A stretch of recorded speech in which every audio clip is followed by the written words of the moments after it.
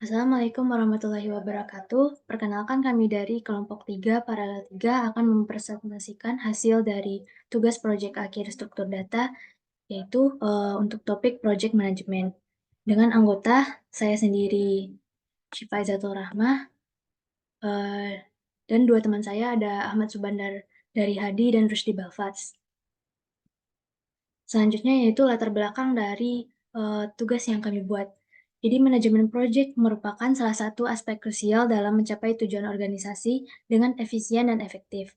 Seiring dengan kompleksitas proyek yang meningkat, kebutuhan akan sistem yang dapat membantu dalam mencatat progres proyek dan mengelola anggota tim menjadi semakin mendesak. Pada manajemen proyek yang dijelaskan oleh Prihantara 2018, ada seorang manajer proyek yang bertugas mengelola atau mengatur kegiatan proyek. Untuk melaksanakan tugasnya, seorang manajer proyek harus memantau pelaksanaan kegiatan proyek-proyek secara bergantian. Hal tersebut dapat menimbulkan masalah, yaitu ketika manajer proyek tidak bisa datang ke lapangan langsung untuk memantau proyek yang sedang berjalan. Maka dalam hal ini, sebuah program manajemen proyek dapat menjadi solusi dalam membantu manajer proyek untuk mencatat progres proyek dan mengelola anggota tim tanpa harus langsung datang ke lapangan. Adapun metode yang digunakan yaitu pada program yang dibuat, ruang lingkup penelitian hanya terbatas pada implementasi dari 3 struktur data, yaitu vektor, sorting algoritma, dan queue. Vektor yaitu kelas yang mirip dengan array list, tetapi memiliki thread safe, artinya aman digunakan jika diakses lebih dari satu kali proses.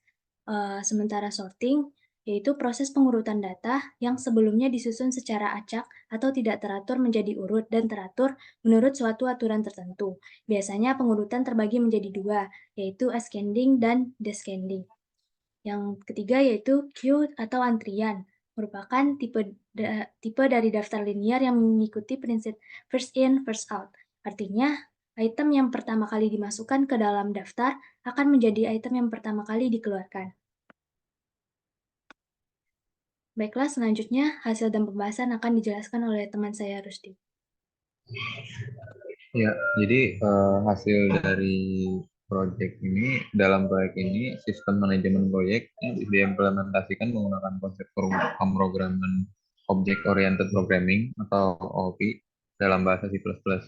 Produk akhir produk akhirnya tuh sebuah aplikasi manajemen proyek yang memiliki antarmuka berbasis teks. Antarmuka ini juga memungkinkan pengguna untuk memasukkan perintah melalui menu yang tersedia. Jadi di menunya ada 8 fungsi. Yang pertama itu fungsi anggota, yang kedua fungsi tambah tugas baru, yang ketiga buat pilih tugas, fungsi keempat itu untuk mengurutkan daftar proyek, fungsi kelima untuk mengedit detail proyek, fungsi keenam untuk komunikasi, fungsi ketujuh untuk tugas sekuensial, dan fungsi kedelapan untuk analisis proyek. Selanjutnya akan demo yang dilakukan oleh teman saya.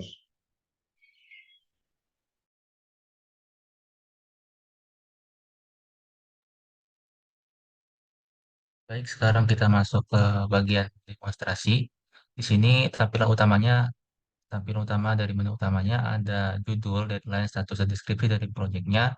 Kemudian daftar tugas-tugas dari proyek tersebut, di mana akan tampil ID-nya, judulnya, status, deadline, dan dikerjakan oleh siapa. Dan data-data ini bisa diurutkan berdasarkan judul, status, ataupun deadline. Nah, sekarang kita langsung saja gunakan fitur itu ada di menu 4. Kita urutkan. Di sini ada pilihannya berdasarkan apa. Misalkan berdasarkan nama, itu dikerjakan oleh. Nah, nanti akan berurutan. Tadinya kan belum berurutan, namanya alfabetikal. Dan kita masuk ke menu utama ya, anggota.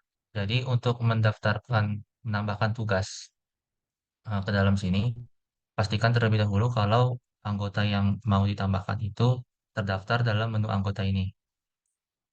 Misalkan saya ingin membuat anggota baru. Nah, di sini akan ada Ahmad, yang dimana total tugasnya pasti masih nol, karena belum ada ngapa-ngapain. Di sini juga bisa edit, tapi karena keterbatasan waktu tidak dilakukan. Nah, kemudian kita tinggal tambah tugas barunya. Karena tadi saya sudah menambahkan Ahmad.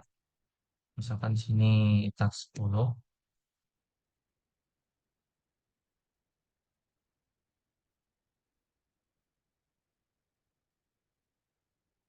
Saya mau menambahkan Ahmad, task 10.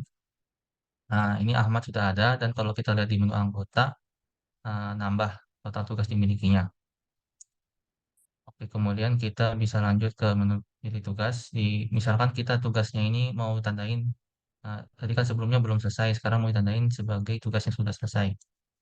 Kita bisa pilih tugas, misalkan task 3 ini yang dikerjakan oleh Rusdi, kita tanda dengan ID 2, kita tandai sudah selesai.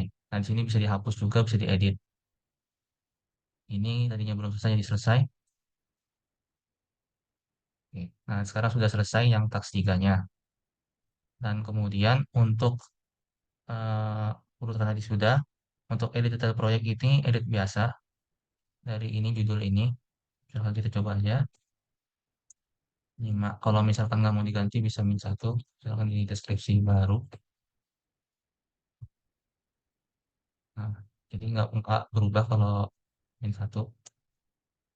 Nah, di sini jadi ada deskripsinya baru ya. Deskripsi baru proyek.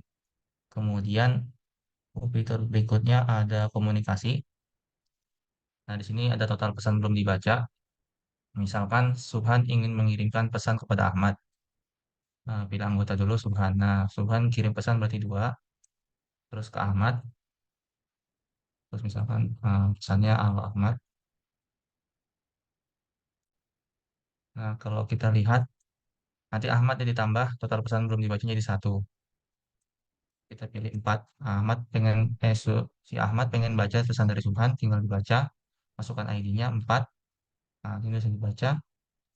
Nantinya di Ahmad sudah berkurang, total pesan belum dibacanya jadi 0. Nah, tugas selanjutnya ada tugas sekuensial. Jadi tugas sekuensial ini menandakan kalau tugas-tugas yang baru bisa dikerjakan setelah tugas sebelumnya diselesaikan.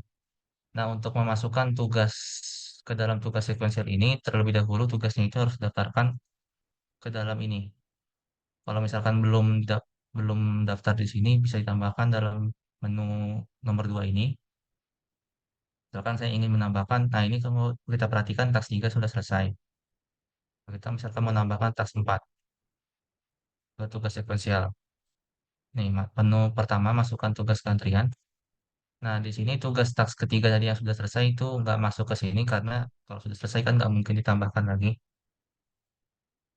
Nah, tadi kita task 4 ya, berarti 3. Nah, ini tambah task 4. Nah, kalau misalkan tambahkan lagi coba. Misalkan task 10. Nah, ini karena dia sifatnya antrian, jadi untuk menandai tugasnya dia harus menandai selesainya harus yang paling atas dulu. Nah, kalau misalkan kita perhatikan ini kan task 4 sama task 10 udah pindah ya daftar tugas sekuensial. Kalau di sini udah nggak ada lagi tuh task 4 sama 10-nya karena sudah dipindahkan ke tugas sekuensial. Dipindahkan karena kalau misalkan masih di sini nanti bisa diedit, dipilih tugas kan seharusnya kan nggak bisa ya karena di sekuensial. Jadi kalau ada sekuensial ya harus dipindahin di sini. Misalkan di sini sudah selesai. Berarti kalau misalkan ada tugas ternyata sudah selesai, berarti yang task ini akan selesai ya. Sekuensial 1. Nah, setelah selesai dia baru akan tampil lagi di sini. Terus bisa lagi task 4. Nah, task 4 dia bakal selesai. Lanjut ke menu analisis proyek.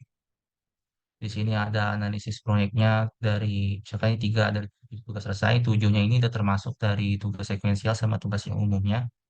Kemudian ini progres per anggota.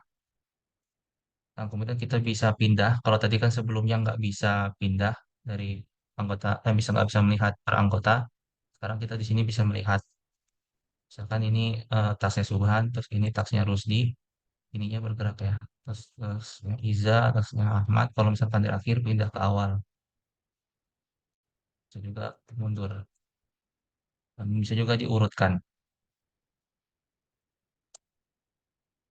Oke, mungkin sekian untuk demonya.